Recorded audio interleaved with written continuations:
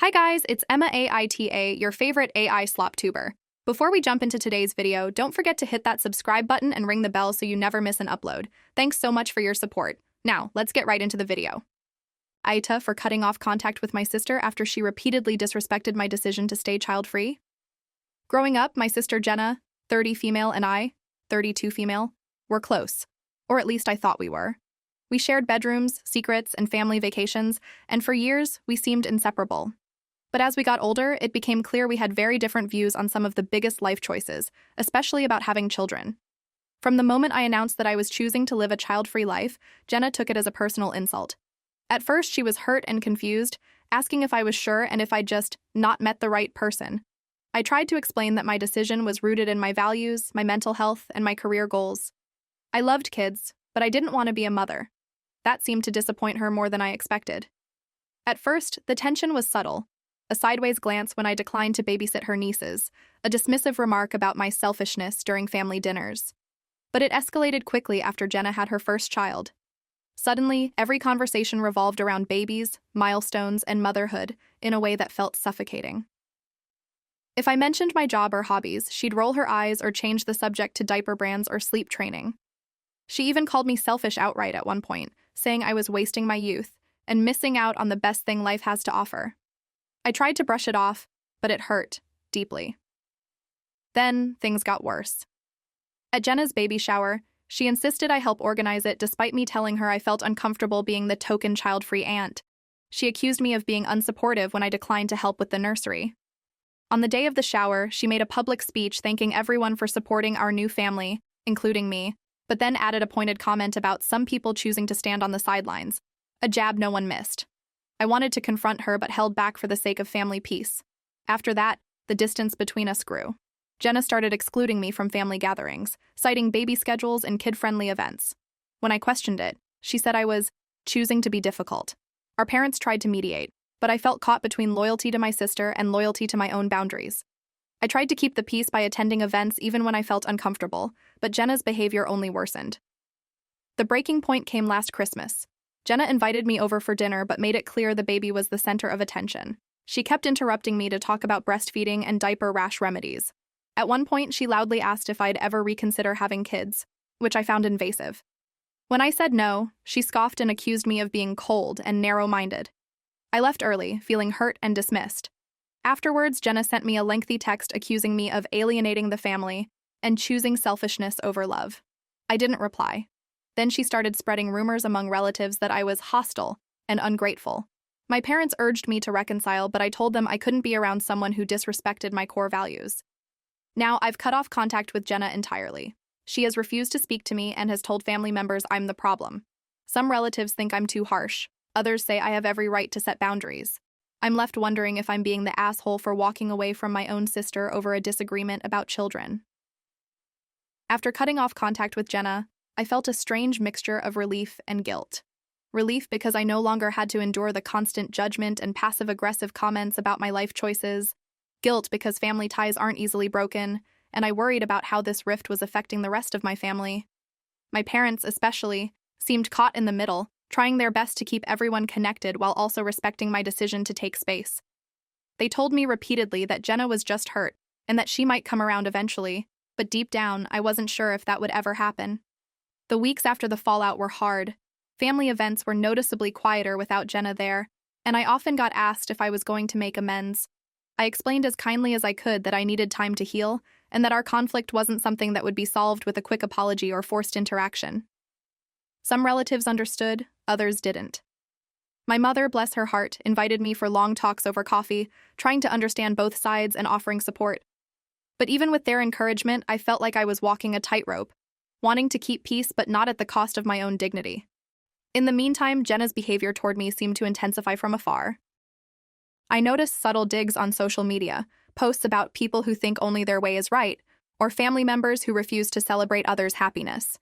She also publicly praised other family members who sided with her, further isolating me. It was painful to watch because I still loved my sister.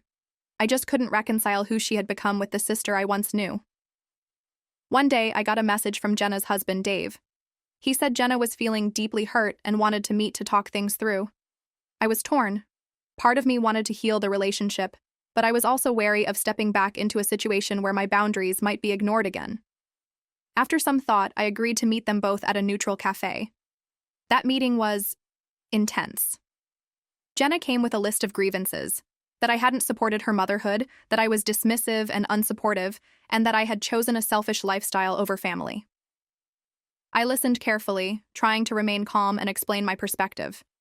That my choice to be child-free was personal and not a rejection of her or her family, and that the way she had treated me had hurt me deeply.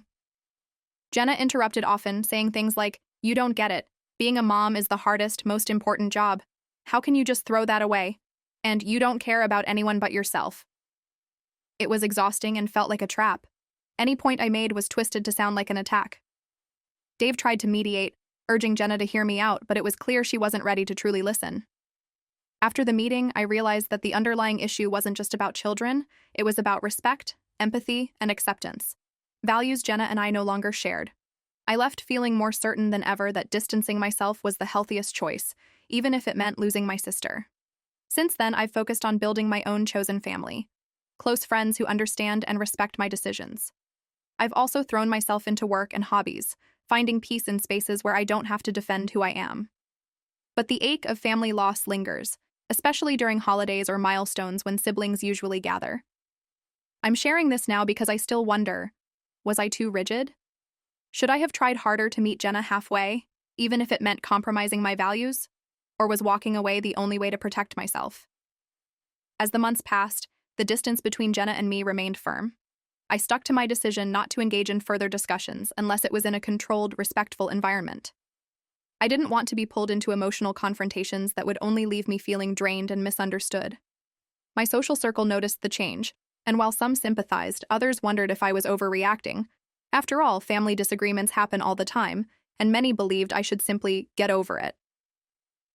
One incident that stuck with me was during my birthday party, which I held at a local restaurant. I invited close friends and family members, hoping for a warm gathering. Jenna declined the invite as expected, but what surprised me was that she called my mother afterward, complaining that I was excluding her and being passive-aggressive. My mother later told me about this, looking visibly frustrated. I explained that Jenna hadn't even responded to any of my messages or calls for reconciliation, and that I was trying to respect her wishes to keep distance. My mother sighed and told me she wished we could all find common ground again. That same week, I received a message from my niece, Jenna's daughter, Emma, who was now about 2 years old. It was a photo of Emma's drawing, with a note saying, "Aunt Clara, Emma misses you." My heart broke a little. I responded gently, saying I missed her too and hoped to see her soon. Jenna saw the exchange and sent me a terse message asking me to stop trying to worm my way back in. It was hurtful and confusing. I only wanted to maintain a positive connection with my niece, not reignite conflict. The emotional toll of this ongoing family schism became heavier than I expected. I started seeing a therapist to process my feelings and figure out how to navigate these complicated relationships without losing myself. Therapy helped me realize that while I loved my family, I could only control my own actions and responses. I couldn't force Jenna to accept my choices or respect my boundaries. What I could do was protect my mental health and foster relationships built on mutual respect and understanding. During this time, a few other family members reached out privately. Some expressed disappointment in Jenna's behavior, while others admitted feeling torn between both sides. It became clear that the conflict was affecting more than just Jenna and me. It was fracturing the entire family dynamic. I tried to stay neutral in those conversations but emphasized my hope for eventual healing. One unexpected development came when my parents suggested family counseling. At first, I was hesitant.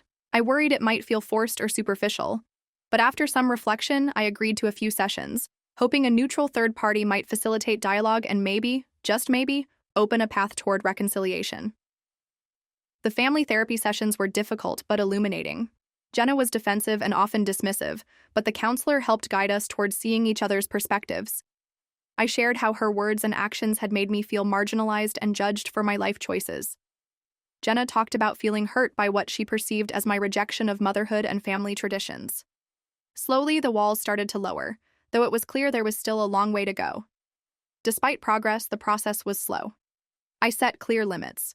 No pressure to reconcile fully, no invalidation of my identity, and no more passive-aggressive comments. Jenna agreed to respect those boundaries, at least during the sessions. Outside of therapy, I continued to focus on my life, my career, my friends, and my passions. I realized that being child-free didn't mean I was missing out. It meant I had different priorities, and those priorities deserved respect. Now, I'm cautiously optimistic about the future.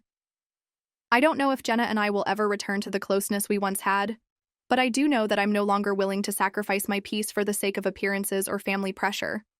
In the months following our family therapy sessions, the dynamics slowly began to shift, though not without continued challenges. Jenna and I weren't suddenly best friends again. Far from it. But the ice was starting to thaw enough for civil communication to be possible. We agreed to take things one step at a time, with no expectations beyond mutual respect. I found myself reflecting a lot on the nature of family relationships and the limits of tolerance. It became clear that unconditional love didn't always mean unconditional agreement. Sometimes, loving someone means accepting their differences and honoring boundaries, even if it means redefining the relationship. Jenna's attitude softened gradually. She stopped making snide remarks on social media and even reached out on my birthday with a simple message. It wasn't perfect. There were still moments when she'd slip back into frustration, especially when I voiced my support for friends who had children or shared child-free experiences. But the fact that she was willing to listen without immediately dismissing me felt like progress. Our parents were relieved, expressing gratitude that we were rebuilding at our own pace. They reminded me that family ties are complex and ever-evolving, and that sometimes healing takes years. Their patience and understanding became a source of comfort during times when the future felt uncertain. Throughout this journey, I also came to appreciate the strength I gained by standing up for myself. Choosing to be child-free had always been a deeply personal decision, but defending it in the face of familial pressure required courage and self-compassion.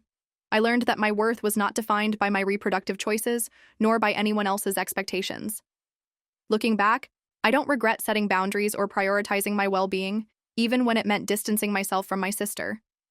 The pain was real, but so was the growth. I hope that one day Jenna and I can rebuild a relationship grounded in respect and genuine understanding. But if not, I'm at peace knowing I stayed true to myself. So, Reddit. Was I the asshole for cutting off contact and standing firm on my child-free choice? Or was it necessary to protect my mental health and preserve my integrity?